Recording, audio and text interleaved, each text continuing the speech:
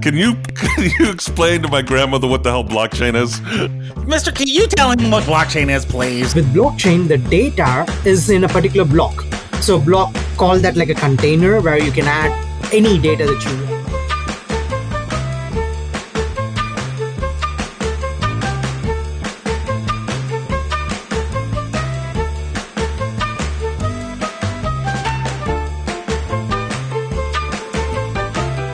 Hello, everybody. Welcome to the Sense and Signal podcast. I'm one of your co-hosts, Dan Tarker, and I come from the world of higher education, and that's the lens I'm going to be bringing to this conversation around leadership and sense-making. And I'm here with my co-host, Jodah and Dan, and I come from the world of product development, software development, and that will be the lens that I will be bringing to this conversation.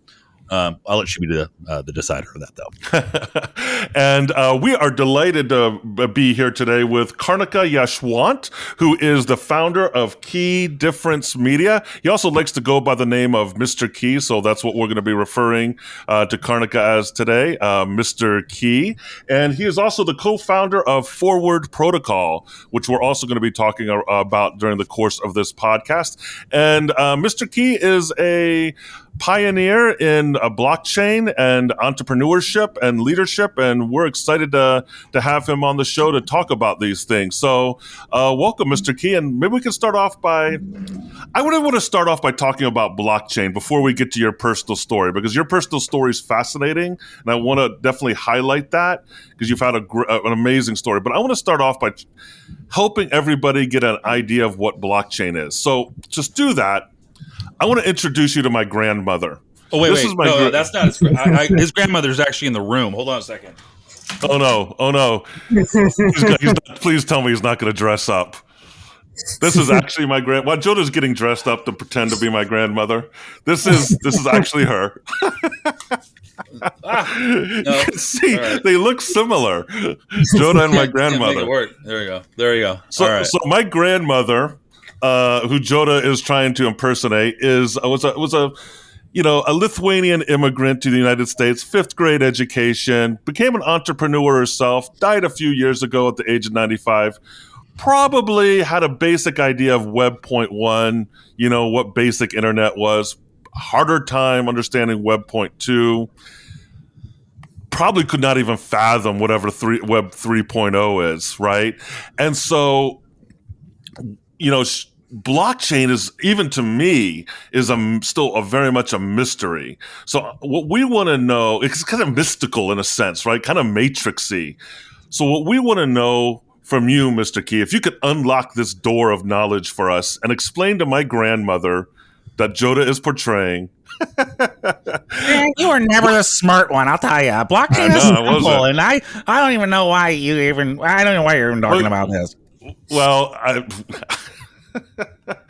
Can you explain to my grandmother what the hell blockchain is? Sure. Mr. Key, you tell him what blockchain is, please. I'm very happy to be here and with your great company. Are you? Okay, so let's get on blockchain. So think about it in the most simplest terms. Blockchain, as the word says, it's various blocks connected by a chain. So the Web 2 model is a place where a lot of things were happening behind the scenes. You don't get to see it. The level of transparency is limited. But with blockchain, the data is in a particular block.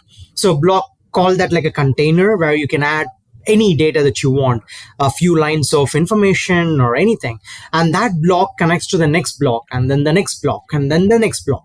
You cannot add something in a random block. Everything has to tally up. So if there is something created in a particular block, it connects back to the previous one.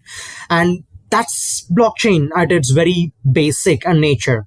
So, which ideally means in the first block, if you happen to have Dan $10, and in the second block you happen to transact and give 5 of that to someone else, to me, for example, and in the third block maybe I transfer all of that, half of the half of that to someone else. Now you can look back at the transaction, looking at where I got my money from, where you got your money from. All of that is there connected in those blocks, and all of that is visible and transparent, and that's blockchain at its base. But then the bigger question that comes around it, or the power of blockchain, is decentralization. Where does that come from?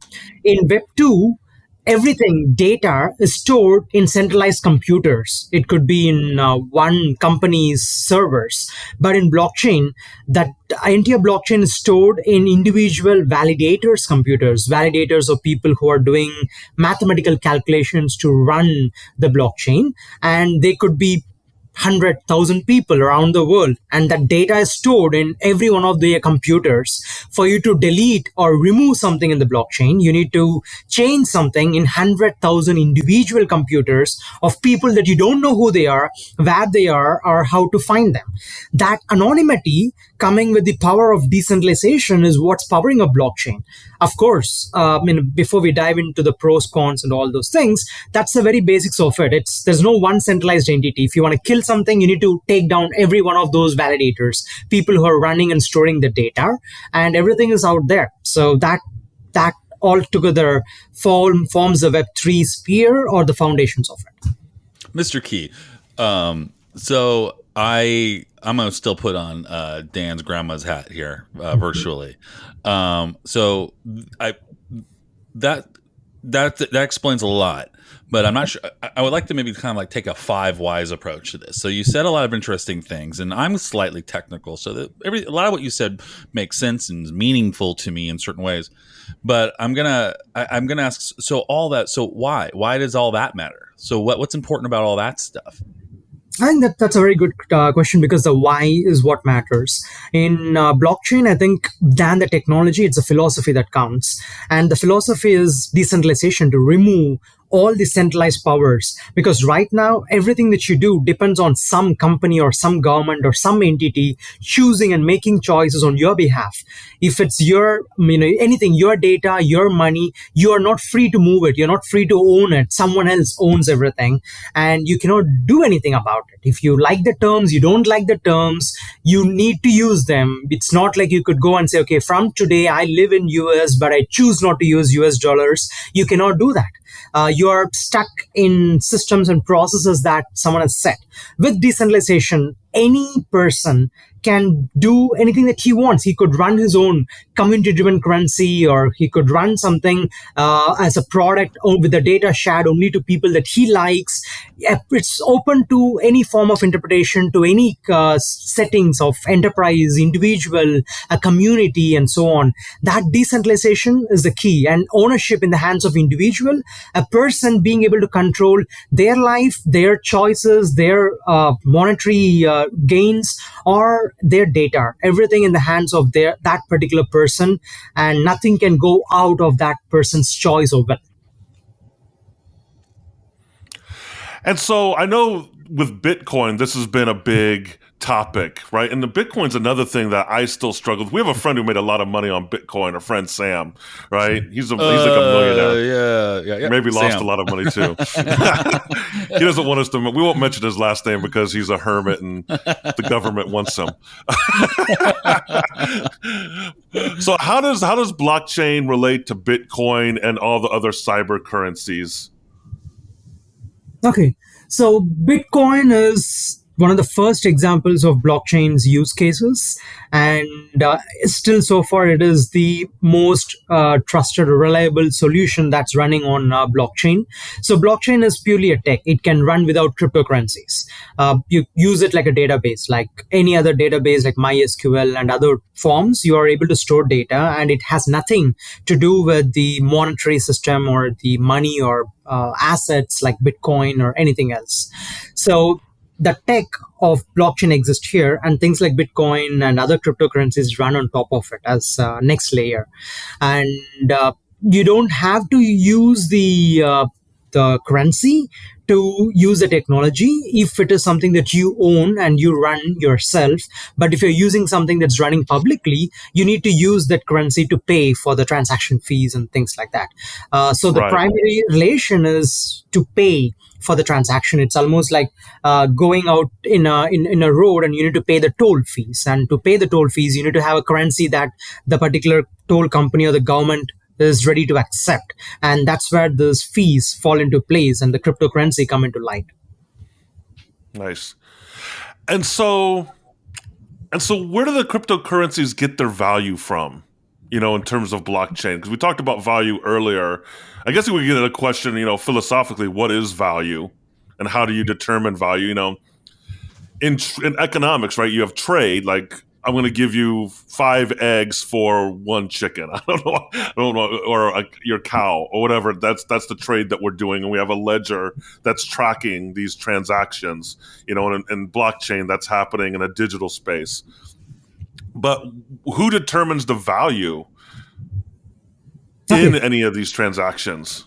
So I believe value is created by the need of the time between different people.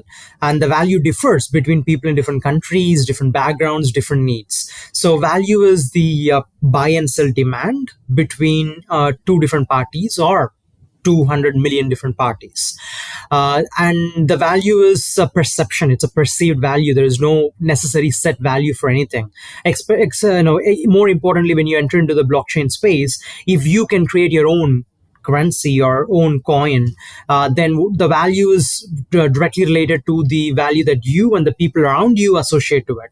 So I believe there is no value that is predefined. It's not like, if you say gold is valued at X dollars, why is it valued? If nobody in the world wants gold today and no product uses gold and nobody uses gold jewelry anymore, nobody considers gold as an asset of value, and the gold mining is no longer in place, and if it's just thrown out, then what is the value of gold? It's nothing. But the perceived demand that is coming from the environment, from every individual and institution, and the value that they see towards something, because it is rare, it has to be mined, and there is effort and resource going into it. It is not just available in unlimited value like air, for example. Then the value is created. It's the same thing. If you go and if I come to you and say I'm going to charge you for breathing air, you would just call me crazy. But then I put you under the water and then give you a scuba equipment, and then I charge you for the air, for the price of the tank with some air filled in, then you would gladly pay for it, because then there is a need created for the same air which you could have outside, but right, just because you are in the water and it's not freely available, a value is created for something. So value is based on the situation and the people involved. What is valuable to me is absolutely not valuable to someone else. It's the differences we see in countries. In certain countries, people have something in surplus. They throw it around. It doesn't matter. Nobody cares. But in other countries, it's super valuable. And a good example is water. There are countries with so much water, and there are countries where there's so much deficit of it. So, like in Dubai, that's where I am. So, ideally, that is how value is looked at. And I don't think a government can come in and set a value for something. That's the promise. That's the trust that we hold on them. But it is not really setting a value. And value is at all times between those 2 individuals. And that's exactly how something works on blockchain as well. So, I create a coin, and then I create a reason why the coin should work. Maybe every time you give that coin to me, maybe I would do something like a service to you. Or maybe when I accept that coin, I give something else in value that you see as something that you like to buy. And that's how the value is set. It is about what I offer. It is about how I perceive this thing that you're giving me. It could be cryptocurrency. It could be US dollars. It could be anything. How much do I value it? If I value it a lot, I would take less of it to give more of what I have. If I value that less, I would take more of that to give something that I'm providing. It's a relative value between 100 different things about the currencies and whatever currency it is, the services, the products, everything. So I see that as a constantly fluctuating perceived transfer and barter that's happening. And any form of cryptocurrency or money is nothing but a medium that helps us to come to grounds on an intermediary number. Otherwise, we could just be bartering. One sheep is not equal to another sheep. Two sheep could have two different values, right? And it's the same thing with, but we just use currency of any form. It depends on how pretty the sheep is. Yeah. So yeah, the currency's only objective is to keep that neutralized in a similar plane, which makes it easier. Yeah, no, that's great. That's a great explanation. And I think, the whole thing about cryptocurrency just really brings to the forefront how value is a socially constructed thing, especially in terms of monetary exchanges, right? Mm-hmm. So, all right, Mr. Key. So you've shared with us a lot about blockchain and Bitcoin and helped us increase our understanding about these concepts and the key concepts in the space that you live and you operate within. Can you tell us a little bit about your journey? Because it's a fascinating story about your growing. You live in Dubai now, but growing up in India and how you got exposed to the .com space, and how did that start for you? Sure. So I got my computer when I was in my 7th grade, and I was just trying to understand what's behind it, and it was all these programming languages. I was curious. I looked into it, I studied it, and at the age of 14, when I was in my 10th grade, I decided not to pursue education after finishing my 10th, and I wanted to do something in the world of business. So started programming. What was that decision point? What did that decision point look like? Like, you're in 10th grade, and so in a lot of educational systems around the world, there might be 2 more years, like 11th and 12th grade. I don't know how it operates in India, but what was that what made you decide that at the 10th grade? Because it's such a young age to make such a huge decision. And what did your parents think? Okay, so we also have until 12th grade, and at that point they were repeating the books over and over. It's the same thing, and I didn't necessarily agree with everything that's on there, because when I could look and use common sense and explore, I thought it could be different, and it didn't make sense. I was curious towards a lot of things in life, and it was limiting. It was like putting me into a small container when the world is so big out there. It was a hard choice, because back then there were not like 100 different ways you could do something. Everyone studies and goes in the path.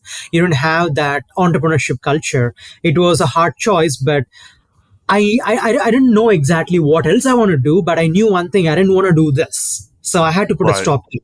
If I accepted my scholarship for higher education, and I knew that I'm going to commit my next many years of my life, and I didn't enjoy doing it, I didn't want to do it. So I stopped, and my parents were shocked, but they supported my choice and defended me from everyone around the society and other people.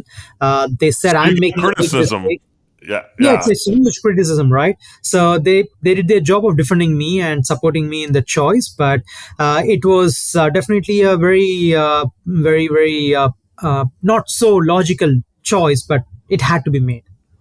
Yeah. So what did you do then? So you decided to not pursue this path, and now the world is an oyster to you. You can do whatever you want within the limitations of the world's limitations.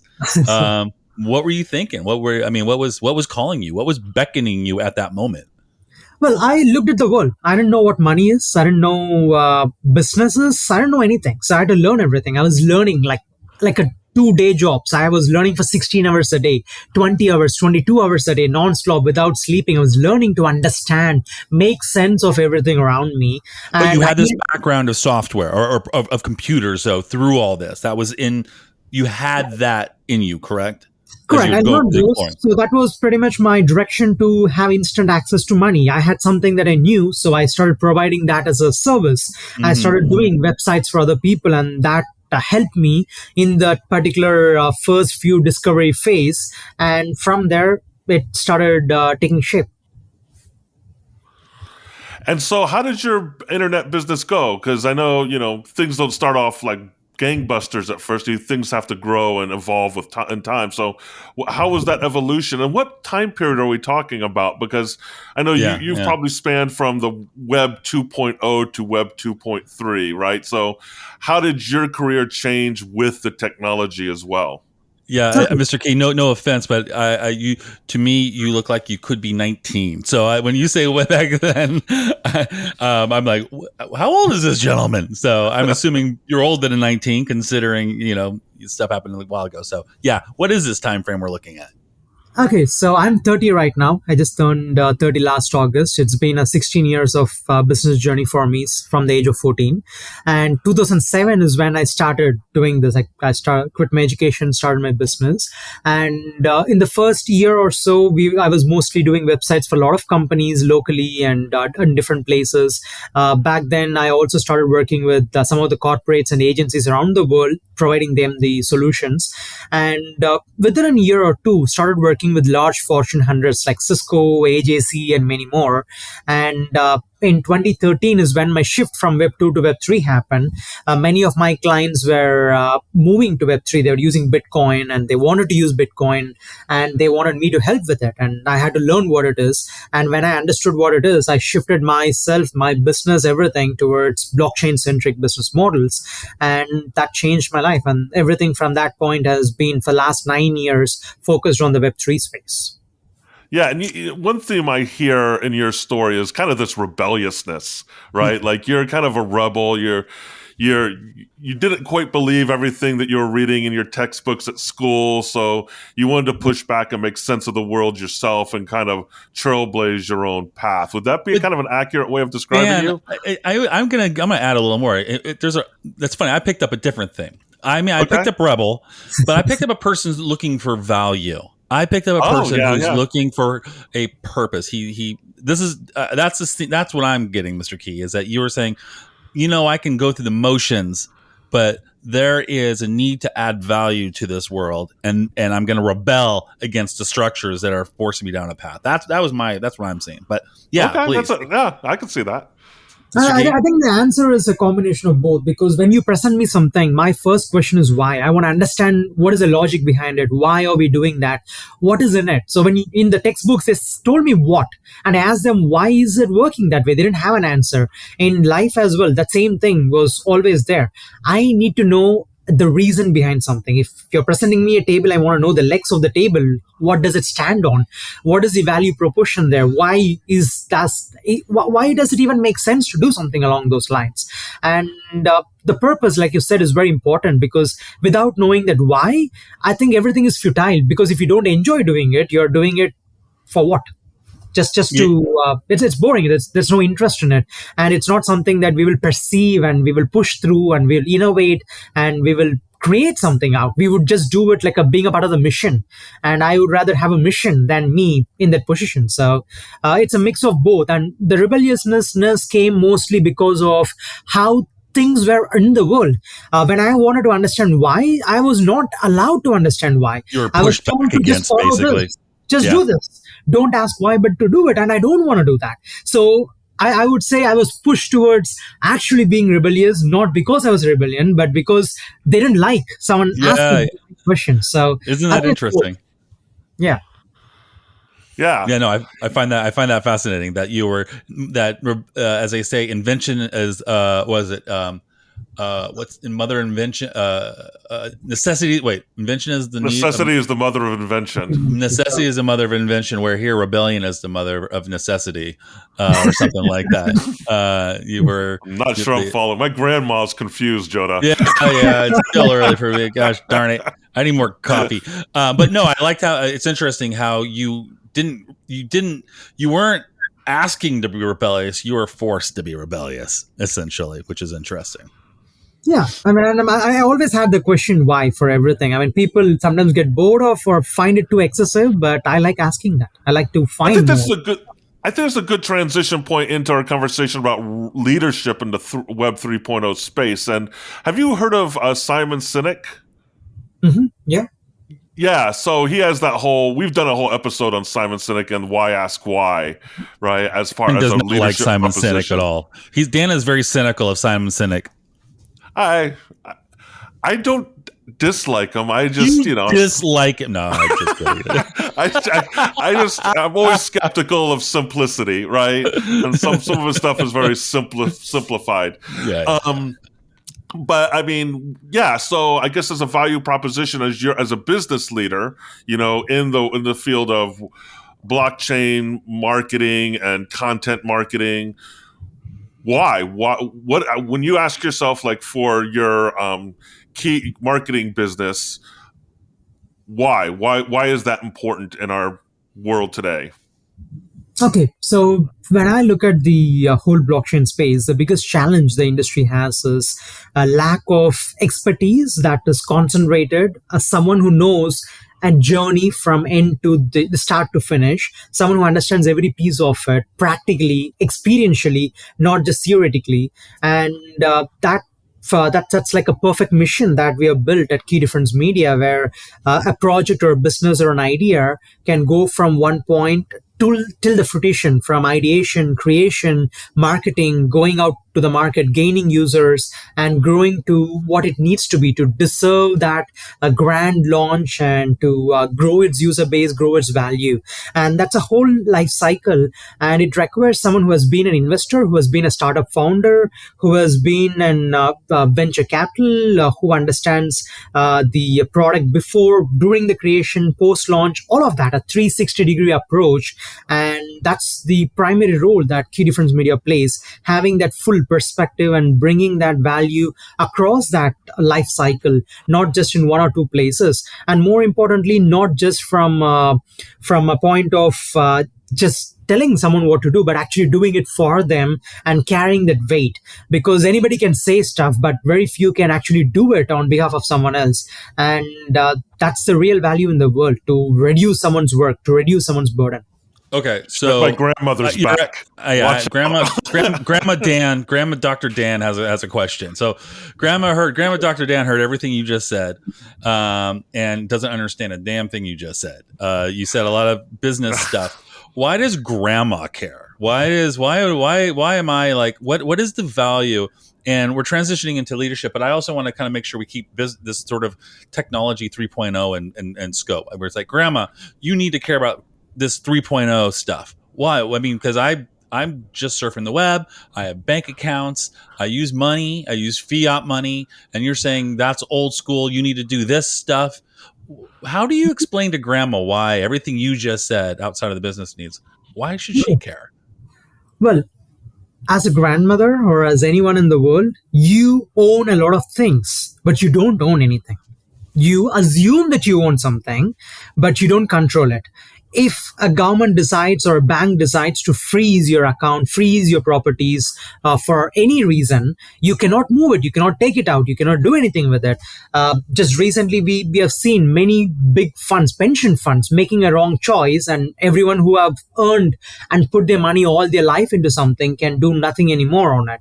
And these challenges are happening around the world. You can see countries with war, countries with wrong political choices and whatever, and that puts the individuals, people in trouble for someone else's choices and decisions. So end of the day, decentralization and Web3 is all about giving control to the user for you to make your own choice. The onus, the responsibility still would lie on you to know what you're doing. If you decide to take that power and give that control to someone else and they screw you up, you still get screwed. But the point is, you still had that responsibility to trust them.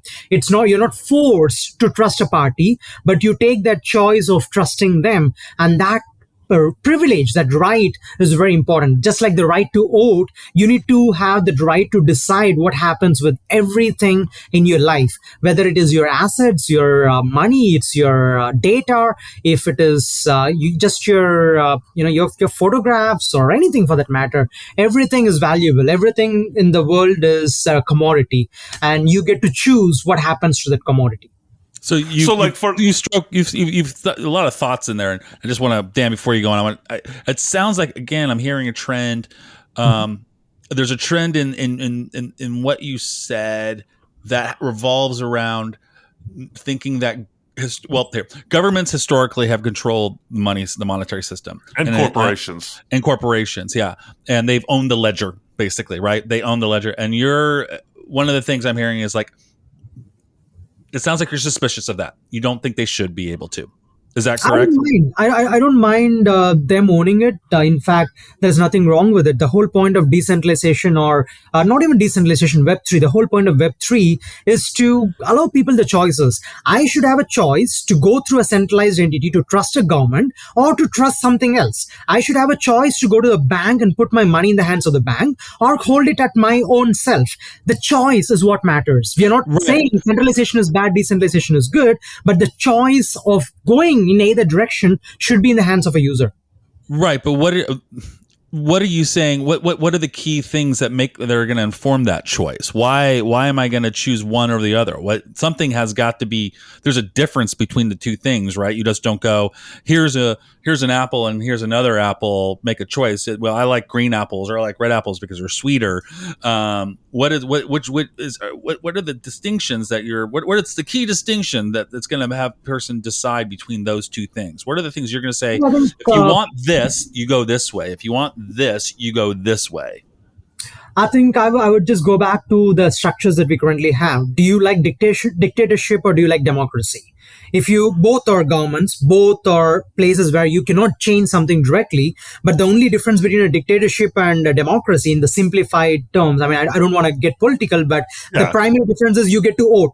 Right? You get to vote to choose a dictator and the dictator makes his choice. In the other case, you don't vote and still a dictator comes and does something with it. So it's almost like there's one voting right that is given to you, and there is a judicial system which is independent of the government and things like that brings democracy one step closer to humans and people rights compared to a dictatorship. Now consider this to be one more step down, where you're giving more rights to people to choose everything, a lot of things. Every time a decision is made, and even in democracy, they don't bring it to the people, they bring it to the people that these citizens chose.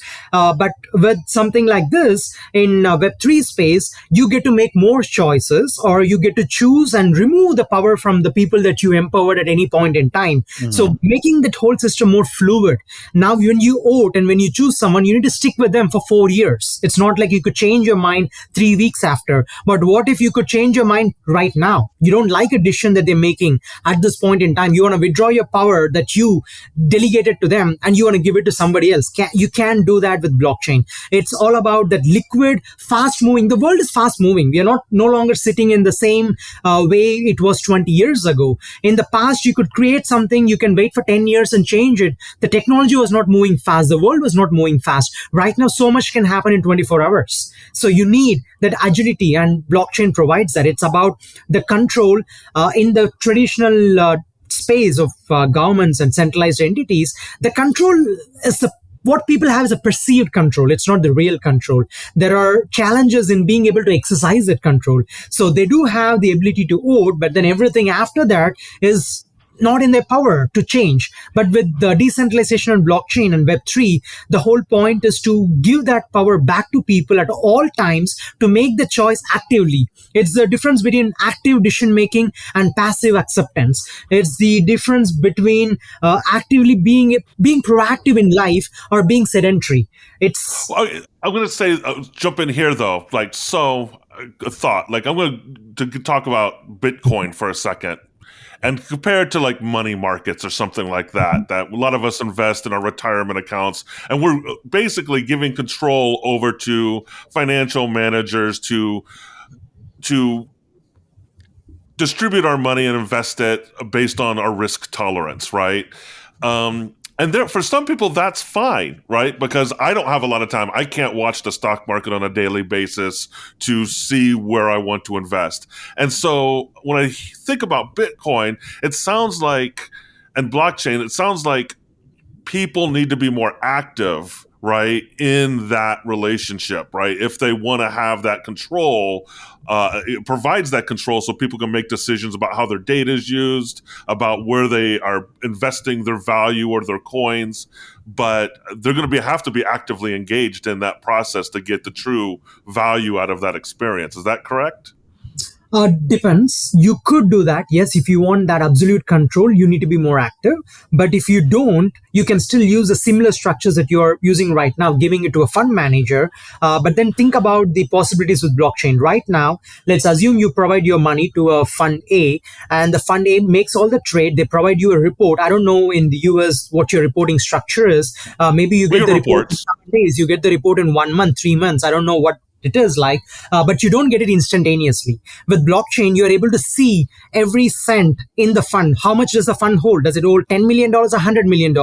Is that money separated in whatever buckets it is? Where is it invested? What's happening? How is the money moving? All of that real time dynamically can be seen, witnessed, and it is that's the beauty of it. You can see everything moving around and functioning like a big machine, and you don't have to wait for someone's report. And maybe the report is wrong. Maybe someone mistyped the report. Maybe they are having some challenges that they're trying to meddle around and present a different kind of report. But in the blockchain, you cannot algorithm, right?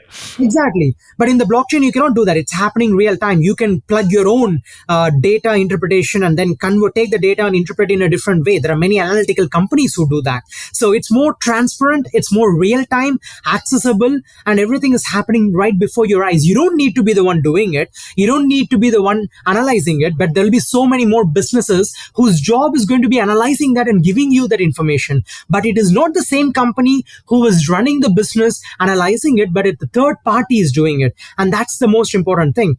It's the same thing I used to say in the world of education. If I'm the one who is teaching you, I am the one who is giving you an examination or paper to write, and I'm the one evaluating, and I'm the one certifying you. I'm doing everything. I could do anything. I could teach you crap, and I could make you pass above great grades, and I can give you a great certificate. But it doesn't mean anything because I'm the one doing everything. But in the world of decentralization, the same job might be done by 20 different parties, and everyone might choose different parties for different reasons. It's more diverse. It's more open, and open-endedness is power. So we're talking about Bitcoin and cryptocurrency and blockchain here, but I think a lot of what we're discussing wraps up in the concept. What is it called? A DeFi or decentralized financing, which is essentially this notion of, I think, what you're talking about, this decentralized stakeholdership of money, where there's no centralized power that controls the sort of distribution or the ledger. And part of this DeFi is transparency, and something you've been talking about is freedom, but is also transparency of these ledgers, the transparency of these transactions. And that's an interesting concept, that all transactions everybody can see. Now, I think in today's world, you can see the transactions, but it doesn't necessarily know who's making the transactions. And again, this is very fuzzy space for me. But what are your thoughts on that? This is sort of the ramifications to the power structures as we think about it, leadership and general organizational dynamics. How does this impact the way we do business, where you can actually see money? Literally, everybody has the capacity to see the money move around in the world. Is that significant, or is that just a funny glitch to the whole system? I think it's the same transition which we already had in the world once.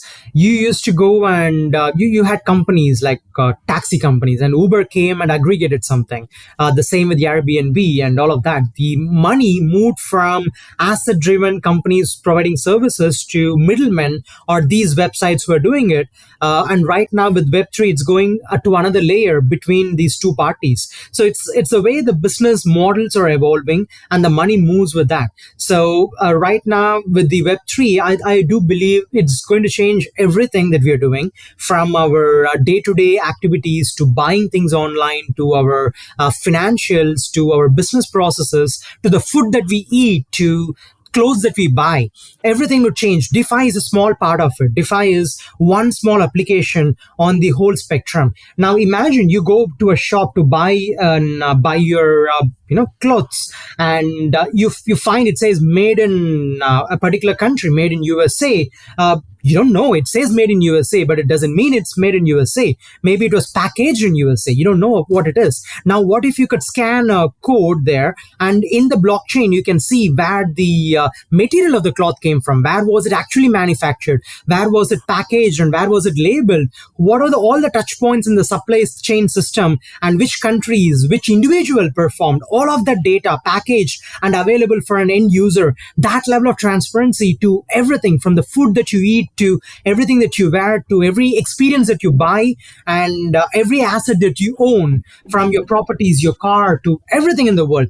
If you can have, if all the data is available, every company has the data, they collect it, but if you can have it. So you could create, in theory, I'm going to encapsulate this in my mind at least, you could create a QR code for a product, right? And scan that product. It would go into, scan that QR code for the product. It would go into the blockchain to retrieve all that data, and you'd be able to see the whole life story of that product that you're purchasing. Pretty much, yes. All of that is already looking at its DNA. Yeah, exactly. And that's the whole point, right? What do we all buy right now? When we go and do shopping, we're buying an experience, we are buying an identity, we are buying something that enhances who we are or what we feel or the statement that we want to make. And blockchain enables all of that. So blockchain is, I wouldn't say blockchain is changing the world. The world is changing and is demanding something. It's demanding a level of control and transparency. That's what the Gen Z feels. That's what millennials feel. They want to own and have something, and blockchain enables it. You already see that in the social media right now. You can see all these different members wanting to own and download their data, want to get out of a platform when they desire, want to not share access to something. You see the privacy laws, and it's already happening, and blockchain makes it easy. So what does this mean to, what does all this mean to, let's put grandma aside here. What does all this mean to leaders and the people who are in organizations? What, like, all this transparency, all this ease of distribution, all of this stuff from a high level, not from a technical level, although that's also important too. What does this mean to leadership structures? That's a very good question, because now a lot of things change. At this point, if you see founders of companies and various leaders, their role is to good part to their investors. They need to answer to their investors who could be 5, 10 investors. They need to answer to the employees in their company. And that's pretty much it. Of course, they have customer reviews that they deal with. But with the decentralization, an amount of accountability that they have increases, and the responsibilities and the transparency goes up. Now, suddenly they could be answerable to a lot more people, because many can check what's happening there. Many can question things in the process. So now what they say and what they do could be different, and they can get away with it for years. And with the change in the environment right now, they need to be careful what they're saying, because people can see the next minute if that is true or not. And they need to be conscious. Conscious creation comes into play. Leaders have to not only think about it, but also think about how they can distribute and change the business models around it. Now you depend on 20, 50 employees that you have, but later you could now, with the power of Web3, move the work to 100,000 people out there.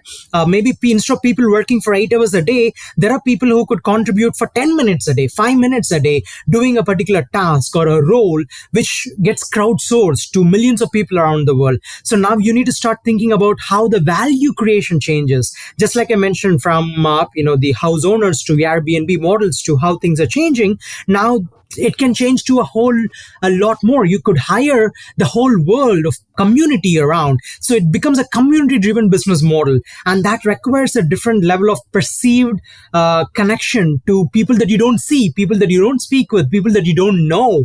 So leadership has to be much bigger, much stronger, and much more vibrant. So there's dangers to this too, though. I'm thinking like Uber and Lyft, great disruptive service. I use it, but there would be some and people who have raised concerns about that kind of model of distributing labor like that, where how do you make sure people are fairly compensated, right? Because some would say, like with Uber or Lyft, it becomes a gig.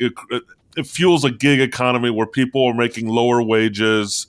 They're not getting health benefits or retirement and stuff like that. If I was wearing my union hat, I might say something like that, So how do you address concerns around that? Because I can see like, okay, I've got this product. I can, source it out to millions of people around the world to help me build it. How do I compensate people for their labor when they're all contributing like 10 minutes of time on this project?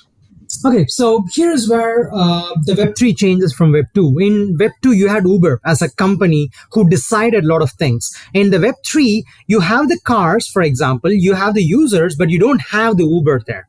You remove that middleman. You only have these two parts. So now there's a direct market supply and demand impact happening. So if the car drivers set a high price, and if that's fair for the users pay for it. If the users don't feel it's fair, they find alternatives for it. But then the choice is between these two parties. There is no centralized entity choosing for either of them. And that's the biggest part here with the power of Web3. And I don't think it is a problem for either of them. Of course, you don't have this union structures and etc., but you could still have that in the blockchain. A group of companies could join together and do something together. They could nominate a particular entity to have particular rules, and they can function like a pool.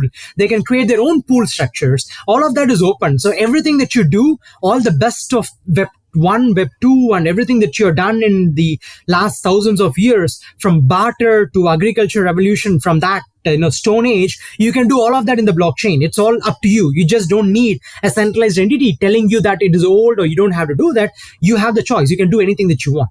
That's interesting. So, at the risk of sounding dense and probably just straight up being dense, what I'm hearing is that this new technology, this 3.0 technology, effectively decentralizes power without significantly adding the issues that occur when power gets decentralized. Because there are reasons why you want power to be centralized, and without going into detail here, I'm right you have leaders to help get things done. And you're saying, you know what, with 3.0, leadership becomes some sort of amorphous, decentralized algorithm that empowers the individual to be their own leader, and that you don't actually lose essentially the things that you would lose if you got rid of leadership as we know it. And in fact, you gain some things that you can't get at all with the contemporary leadership structures. Am I framing that correctly, or? I would say yes, because you're not losing anything, but you are gaining a lot more. You can still use those older structures, but right now with a different level of transparency and power. And that's the best thing. You don't have to lock yourself in. Again, a good example is the pension funds. You put your money on a pension fund, you're stuck there for a long time. I don't know how soon you can get out of it, but I don't think it's easy. It's not like tomorrow you choose, okay, I don't like what they're doing, I'm going to take my money out. You don't do that. But right now with the, with things like this, with Web3, you can. And that's not just on the pension fund kind of a thing, but in any part of your life. So there's more empowerment. And when something like that happens, leaders have to be conscious. It's not like they create something one time and leverage it for the rest of their life. They have to constantly stand up to their principles, constantly stand up creating value. If they don't, someone else will, and people will move to them. And puts everyone on their toes. You need to be the best at all times. It is a pressure, but that's a pressure that a leader should be willing to take if they are on the forefront creating and paving path of something great. So getting back to, and it's not really getting back to leadership, because you've been talking about leadership, but I'm thinking about a different level of leadership, because I think Jodah brought up kind of what are the executives at an organization that need to be thinking about at this point in time as 3.0 is emerging. And you're saying 3.0 is going to flatten out a lot of things, and it's going to be more of a distributed leadership model.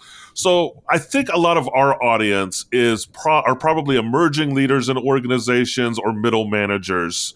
And so what should people in those who are currently in those positions within organizations be thinking about in terms of Web 3.0 and in order to be able to adapt to this emerging technology? Okay, I think the biggest shift is going to be in the job roles. What are they going to do? What is their value add? Who are they? What is their role out there? With the Web3 coming up, a lot of jobs will be gone. A lot of new opportunities will come up. New jobs will come up. So it's going to be a shift in how the world is working. So in the Web2 traditional space, you had a lot of hierarchy, which means you had a lot of managers and executives, a lot of people reporting to one another and functioning. But with Web3, things are getting flattened. What are these people going to do what is their skill set that they're adding value to. So it creates an opportunity for someone to re-identify themselves in the value chain. And the question there for a leader is to identify the biggest value driver that he or she represents, and that is the start of everything. If the role of a person is no longer associated with what they do, but with what they add as a value, then you would think quite differently, quite radically. And if you no longer have to just be associated with one organization in the traditional manner, you could do so much more. Or even if you're associated with an organization, you are more of a facilitator than someone who just randomly makes a choice arbitrarily, then the nature of the leadership changes as well. So you're looking at it, one, from the ability to function in a role, to the skill set in the new evolving world, to what someone is empowered and not empowered to do with the way the organizations are changing right now. Nice.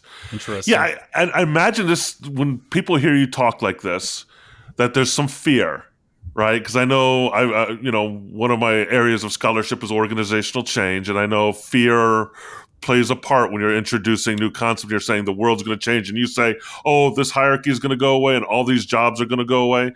How do you alleviate people's fear around this reality?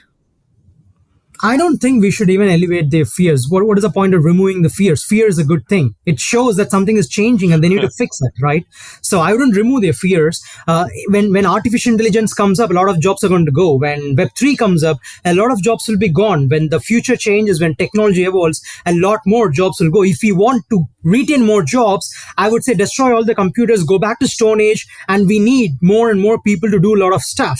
But we are progressing forward, not backward. And moving forward is about efficiency in terms of time, effort, resources, and people, which means more people will lose jobs in the future. That's the nature of the direction we are heading to. So the question is for people to become more valuable and for people to create more value. So if you went back many years ago, you would look at, let's take any industry for that matter. You had 1, 2, 3 choices, and you had to stick with it. Right now, you had 3,000 choices, 300,000 choices. Everyone has a taste, everyone has a preference, and they like something in a specific way. They want a particular creative solution towards things. So now, instead of having one entrepreneur, 2 entrepreneurs in a space, you have so many entrepreneurs creating something specific for a group of people as a community. And that's the beauty of it. It is no longer even centralized in that manner. Right now, you could just go out, create your own, let's say, motorbike. You could create something that's completely different and start selling it out because you like that. You could go out, create your own type of phone. There'll be people who want to buy that. You go create your own social network right now. There'll still be people who might want to use your social network for your specific value that you're offering. There's bigger market, bigger choices for people. So there's more opportunities for people to create. So there are more jobs created, just different. They're different. And the difference is what we need to look for. It is no longer fighting for the legacy, fighting for something old, but looking out for what is new and finding our space in the new world that matters. But how does and I don't mean to be ageist here, but how does a 60-year-old person who might be retiring in 5 years, that still, and that probably is not resonating with them. I mean, some might, but some are like, I don't feel like having to go reinvent right now. And you're telling me I might have to be retiring early or something. My brand is retirement. Yeah, I got 5 years. I'm good at what I do, and they like me for what I can do. I mean, what do you say to those people? Well, if you're doing something of value, people will always pay for it. So as long as you're creating value, that's the only thing I would focus on.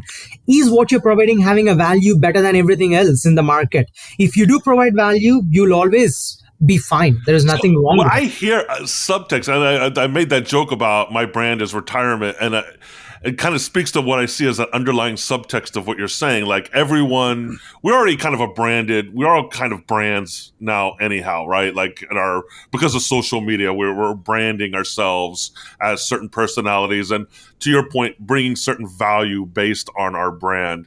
And so what I hear you saying is people moving into the 3.0 space, they're going to have to really pay even more attention to what their brand is and what the unique things or value propositions they bring to a team, right? Because they're not going to be doing it on their own. They're going to be joining a group of other people. And what are the unique features or skill sets or mindsets or personality traits that they have that they can bring to the team to add value to the community?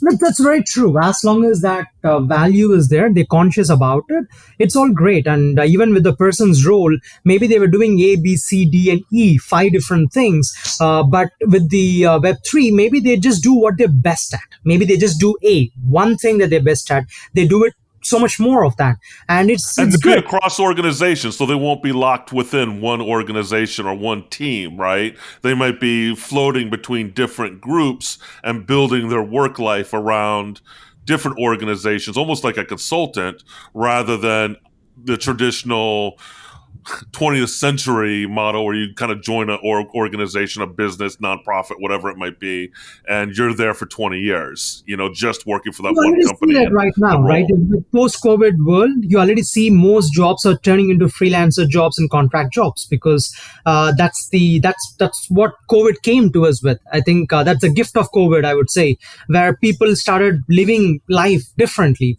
People started working differently, and it's changing in that same direction for now. Yes. So I think we're getting close to wrapping things up here, but I'd like to ask you a question. What is your favorite cryptocurrency out there right now, and why is it interesting to you? Well, I mean, I really like the way Bitcoin and Ethereum are, because they both are more decentralized than everything else. I wouldn't still say they're 100% decentralized. They are not. They still have their challenges, but both Bitcoin and Ethereum are in the forefront of leading the revolution, and I like them for what they are. And they have also been the long-standing ones, battling all the odds and changes that's happening in the world so far. So yeah, I like that. And of course, also like Forward, which is my own. So something that I created, it's my creation. So I like what we are creating there. But that's where my list ends. Interesting. What do you think of? What do you think of Bored Ape Yacht Club? Have you heard of that one? Oh yes, I mean, I in all my speeches I am cited referencing monkeys. I'm not a very big fan of anything that is speculative in nature. So creating monkeys and selling it for millions of dollars, and of course there's a value of those private events and what they do with Bored Ape Yacht Clubs, but I'm not a very big fan of that. No, I like technology used for technology purposes. Those NFTs, they can be a great support in the supply chain. They can be great support to replace your passports, your certificates, your driving licenses. They can all be great NFTs because it's something that's unique to you and you own it. So I like functional things. I like real things, real world usages of technology, and not just playing with it and speculating with it for like a gamble or casino.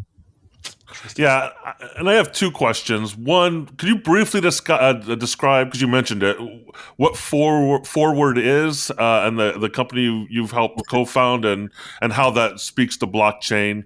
Because you've described it as kind of a WordPress for the 3.0 era, right? Right. So ideally, Forward is like WordPress, where you're able to drag and drop, create something without coding. So it's just the tool for the grandmothers, right? You have an idea, you have something that you want to create, but then it's hard. You need to raise funds, you need to find developers to create something. It's not going to work. People are not going to do that. But what if you can take that idea and you just find all these different templates, like you have with Canva, you have with WordPress, all these different tools. You find the template that you like, you drag it, you customize it, you go live with it, and you don't need to be a designer, you don't need to be a developer. But the same thing for the Web3, for the same thing for the blockchain industry. Deploying any blockchain application or a smart contract or a blockchain itself, all of that in a matter of few minutes and going live for anybody. And they need zero experience because it's intuitive, it's very basic. They need to understand just the concept of what they're creating. They don't need to know the technology. Interesting.